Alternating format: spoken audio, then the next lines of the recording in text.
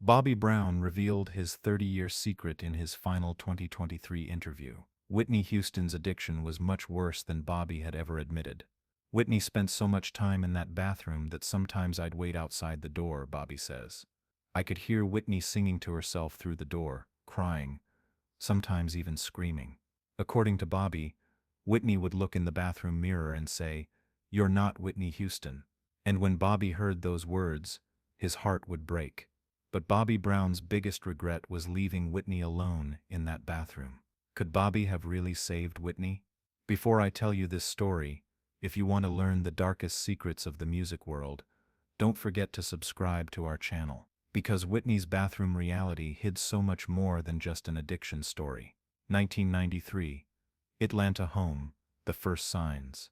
It all started in the fall of 1993. Whitney Houston and Bobby Brown were still in the honeymoon phase of their marriage, and their luxury home in Atlanta was gracing the covers of magazines. But what was happening inside the house wasn't anything like what appeared in the photos. Bobby Brown wrote these notes in his diary from that period.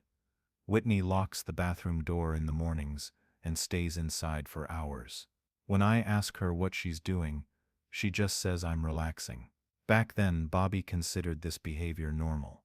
Whitney's stress levels were extremely high because the whole world was talking about her after the Bodyguard movie. I Will Always Love You was playing non-stop on the radio, and Whitney was being crushed under the pressure of this unexpected success. Bobby saw Whitney's long bathroom sessions as a way to release this stress. But one night in November 1993, Bobby noticed Whitney had been completely silent in the bathroom for way too long. When he knocked on the door and got no response, he forced it open out of concern. Whitney was sitting in the bathtub, knees pulled to her chest, trembling. There was an expression in her eyes that Bobby had never seen before: fear. That night, Whitney told Bobby, "Sometimes I feel like I'm losing myself." Bobby wouldn't understand what those words meant until years later.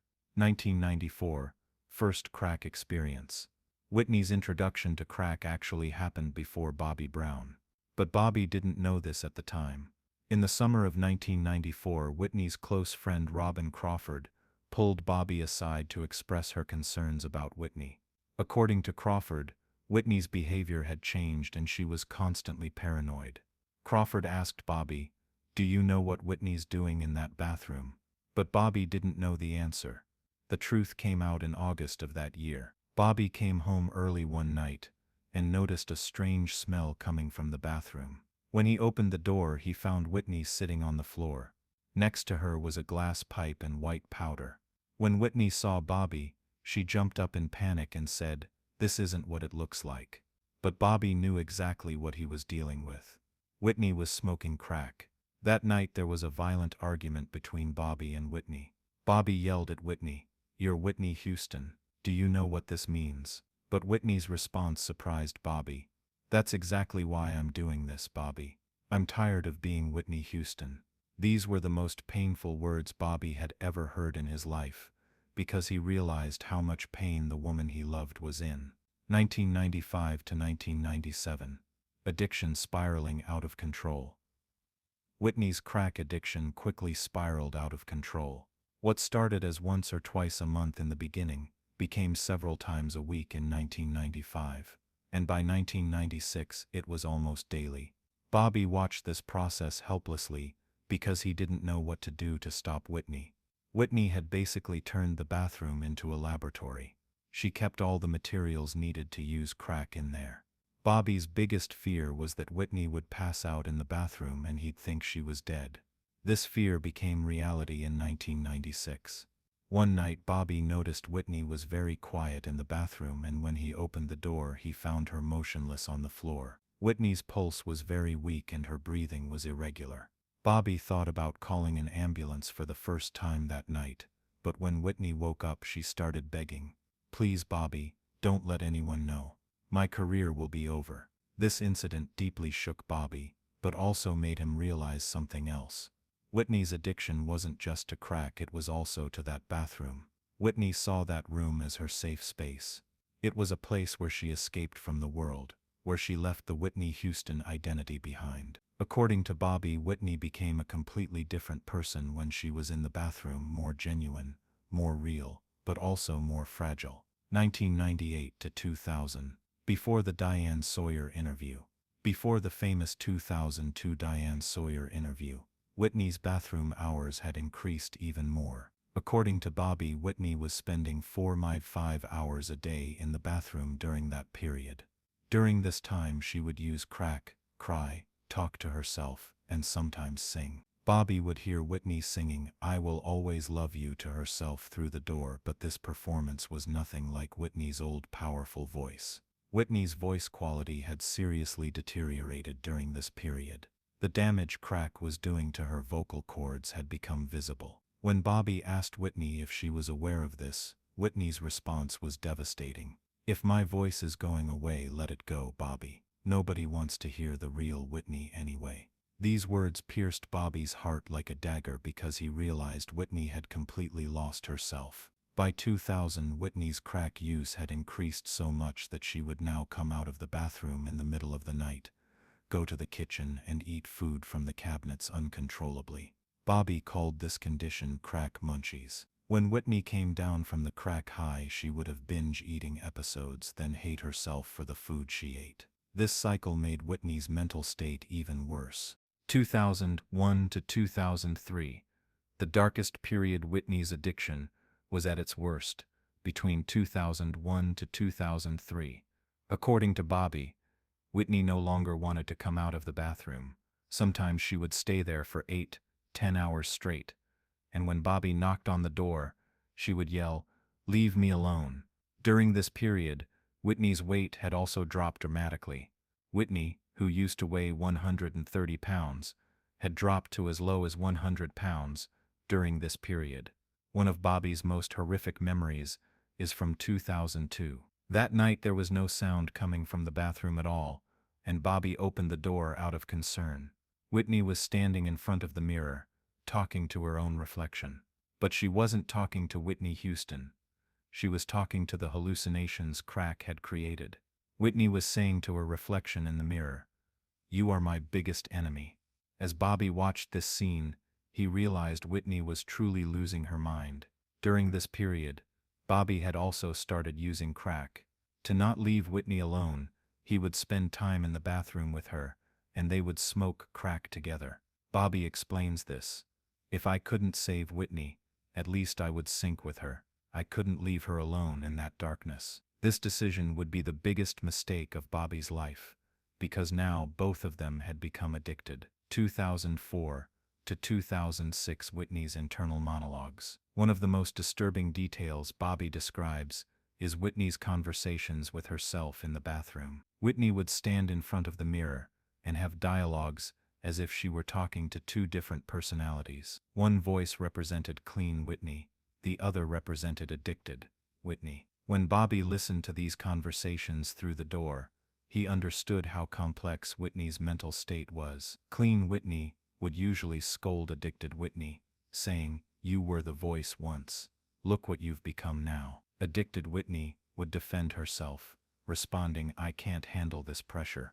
This is my only way out." Bobby says these dialogues would sometimes go on for hours. Whitney's condition worried Bobby so much that he once considered calling a psychiatrist. But one of Whitney's most painful conversations was about her daughter Bobby Christina. Whitney would cry in the bathroom saying, "If my daughter sees me like this, she'll hate me. How can I be a mother to her?" According to Bobby, Whitney made great efforts to prevent Bobby Christina from seeing her in this state. When Bobby Christina was home, Whitney never used crack in the bathroom. She would engage in this behavior when her daughter was away. 2007 to 2009.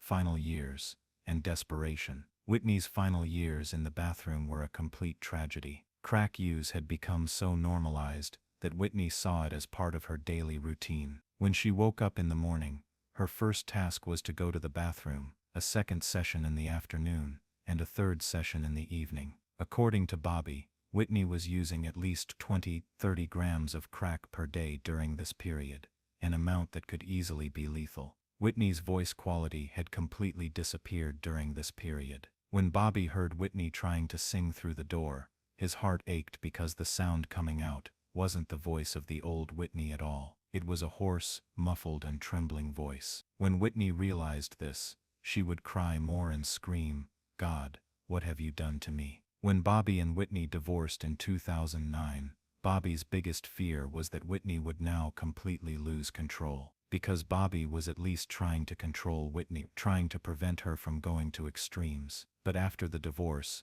there would be no one left by Whitney's side to exercise this control. Bobby's fear would prove justified, and Whitney's final years would turn into a complete disaster. Whitney's family's reaction and secret interventions. Whitney's mother, Whitney Houston, had no idea what Bobby was describing. Bobby made great efforts to hide the situation from Whitney's family, because Whitney's biggest fear was disappointing her mother. Whitney Houston attributed the difficulties Whitney was experiencing in her career to Whitney's perfectionism, but she wasn't aware of the real situation. In 2005, when Whitney Houston visited their home, she began to suspect Whitney's reluctance to come out of the bathroom. When Whitney asked Bobby, "Why does Whitney spend all her time in the bathroom?" Bobby gave the answer, "She's relaxing, listening to music." But Whitney sensed with a mother's intuition that something was wrong. Whitney's biggest suspicion was the change in Whitney's physical appearance. Her daughter was getting thinner every day, and that old sparkle in her eyes was disappearing. Whitney once caught Whitney coming out of the bathroom and noticed her daughter's hands were shaking. Whitney told her mother, "I'm shivering from the cold," but the room temperature was normal. According to Bobby, Whitney Houston tried to organize an intervention for Whitney. In 2006, close family friends from the music industry and clergy were going to come to the Atlanta house to convince Whitney. But when Whitney learned of this plan, she had a major rage crisis. "What do you all want from me? I'm not perfect, and I won't be," she yelled, saying she wouldn't accept anyone into the house. Crack's effect on Whitney's creativity. One of the most disturbing changes Bobby observed was crack's effect on Whitney's musical creativity. Whitney used to write new melodies at the piano for hours, but after she started using crack, this creative process completely stopped. Whitney now only sang old songs and had no desire to compose anything new. According to Bobby, after Whitney used crack in the bathroom, she would sometimes try to play piano, but because her fingers lost coordination, the melodies came out all mixed up. When Whitney realized this, she would have a nervous breakdown and slam the piano lid shut. "These hands once enchanted the world," Whitney would say, looking at her hands. There was only one piece Whitney wrote under the influence of crack, and Bobby can never forget this piece. The lyrics of this song that Whitney recorded with a cassette tape in the bathroom were, "I'm drowning in my own reflection, can't find the girl I used to be. The mirror shows a broken woman who lost her voice eternally." When Bobby heard these lyrics, he understood the extent of Whitney's inner pain. This recording remained in Bobby's hands after Whitney's death, but Bobby never shared this recording with anyone. This was Whitney's final conversation with her soul, and it's very personal, Bobby says. Whitney's voice on this cassette was very weak, but the emotional intensity was greater than her strongest performances in years. Changes. Bobby Christina noticed Whitney's daughter Bobby Christina was disturbed by the long hours her mother spent in the bathroom but didn't know why. According to Bobby, little Bobby Christina would tell her mother, "Mom, why are you always in the bathroom? I want to spend time with you too." When Whitney heard these words, her eyes would fill with tears because she didn't know how to explain it to her daughter. When Bobby Christina was 12 years old, she saw her mother using crack in the bathroom one day. The little girl didn't understand what was happening, but she sensed that the strange pipe in her mother's hand and the weird smell weren't normal. When Whitney saw her daughter, she panicked and said, "This is medicine, baby. Mommy has an illness." Bobby Christina believed this explanation, but felt that Whitney was lying. After this incident, Whitney decided never to use crack in the bathroom when her daughter was home. When Bobby Christina was at school or staying with friends, Whitney would let her addiction run free. But this situation increased Whitney's guilt even more because she had a big secret she was hiding from her daughter. According to Bobby, Whitney was most worried about how Bobby Christina would remember her when she grew up. "Bobby, how will my daughter remember me? With my amazing voice or with my bathroom condition?" Whitney would ask. This question was also a concern that kept Bobby up at night. Whitney's hallucinations and paranoid periods. In the advanced stages of crack use, Whitney had started having serious hallucinations. One of the most horrific memories Bobby describes is when Whitney would talk to invisible people in the bathroom. Whitney would yell, "No, don't follow me," in the bathroom and try to run when no one was behind the doors. Bobby once found Whitney cornered in the bathroom. Whitney was looking up at the ceiling saying, "Can you see them, Bobby? They're watching me." While Bobby was trying to calm Whitney down, he realized Whitney's connection to reality had completely broken. These situations usually lasted for hours, and Whitney would only return to normal by falling asleep from exhaustion. Whitney's most frequent hallucination was seeing herself as a little girl in the mirror.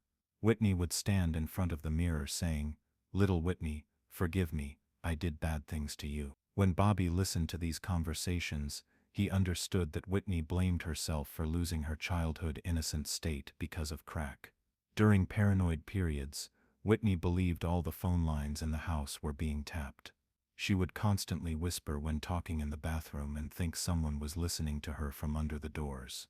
Even when Bobby told Whitney, "We're the only ones in the house," Whitney wouldn't believe it. "They're everywhere, Bobby, they want to destroy me," she would say constantly. The music industry's response to Whitney's condition. Whitney's addiction had become an open secret in the music industry, but nobody wanted to talk about it. Clive Davis, Whitney's mentor, would call Bobby asking about Whitney's condition, but Bobby would always give the answer, "Everything's fine." Davis's loyalty to Whitney was admirable, but he couldn't take concrete steps to save Whitney. Her record label Arista Records was worried about Whitney's inability to make new albums because Whitney's contract involved very large sums of money. When label executives asked Bobby, "When will Whitney come to the studio?" Bobby would give vague answers. The truth was that Whitney was no longer in any condition to even enter a studio. Whitney's production team had noticed the dramatic drop in her voice quality, but didn't know the reason. Sound technicians felt sad when listening to Whitney's recordings, because that legendary voice was now history. When Whitney's producer David Foster asked Bobby, "What happened to Whitney's voice?" Bobby said, "She's tired. She needs rest." Whitney's late period regrets. In the final stages of Whitney's crack addiction, Bobby would constantly find her crying in the bathroom. Whitney's tears weren't just sadness. They expressed deep regret. "Bobby, what have I done to myself?" Whitney would ask, "I used to give people hope. Now I only create disappointment." Whitney's biggest regret was not being able to keep the promise she made to her fans. Whitney wanted to apologize to her public, but didn't know how to do it. "Millions of people looked up to me, Bobby, now I've become a bad example," she would say. This thought made Whitney's mental state even worse. According to Bobby, during Whitney's final years in the bathroom, she constantly remembered the past. "I wish I had never become famous," Whitney would say. "If I had lived an ordinary life, maybe I could have been happy." Whitney's words saddened Bobby greatly, because Whitney's musical talent was truly God-given. Whitney also missed her church background very much. She described the days when she sang gospel music as "my innocent times." "Back then singing was like worship. Now it's like a curse," Whitney would say. Bobby understood that Whitney had also suffered a lot spiritually. Final weeks before Beverly Hilton. The final weeks before Whitney's death were the most painful period for Bobby, because he saw that Whitney had completely lost hope. Whitney no longer even wanted to come out of the bathroom, and constantly told Bobby, "Let me die here." Bobby was doing everything he could to connect Whitney to life, but Whitney had lost direction. One of Whitney's final conversations before going to Beverly Hilton also deeply affected Bobby. While Whitney was sitting in the bathroom, she asked Bobby, "Have you ever hated me?" When Bobby answered never, Whitney said, "I hate myself. Bobby, you should too." These words shattered Bobby's heart. Whitney's going to Beverly Hilton Hotel was actually a final ray of hope. Whitney hoped to connect with the music world, like in the old days, by going to Clive Davis's party. But Bobby thought Whitney shouldn't go to the party in this condition. "Whitney, you're not ready," Bobby had said. But Whitney replied, "I'll never be ready." Bobby's attempts to save Whitney. Throughout Whitney's addiction years, Bobby Brown had made countless attempts to save her. One of his most serious attempts was in 2004 when he planned to take Whitney to a rehabilitation center in Florida. Bobby had made all the arrangements, and even packed Whitney's suitcases. But at the last moment, Whitney refused, saying, "I'm not sick, I don't need treatment." Bobby had also brought in a special doctor for Whitney. Dr. Mehmet Hassan, a psychiatrist specializing in addiction, had agreed to treat Whitney. But Whitney refused to meet with the doctor, saying, "I'm not crazy, I don't need a doctor." When Bobby explained Whitney's condition to the doctor replied, "She can't be treated by force, she must come of her own will." Bobby's last resort was to cut off Whitney's crack supply. Bobby talked to Whitney's dealers and paid them money, asking them not to sell crack to Whitney. But Whitney found new dealers, and the addiction continued. When Bobby saw that this attempt also failed, he fell into despair. Today, Bobby Brown tries to warn young people by telling Whitney's story. "Being famous is hard, but staying famous is even harder," Bobby says. Whitney couldn't handle this pressure, and that bathroom became her only escape. But that escape eventually became her grave.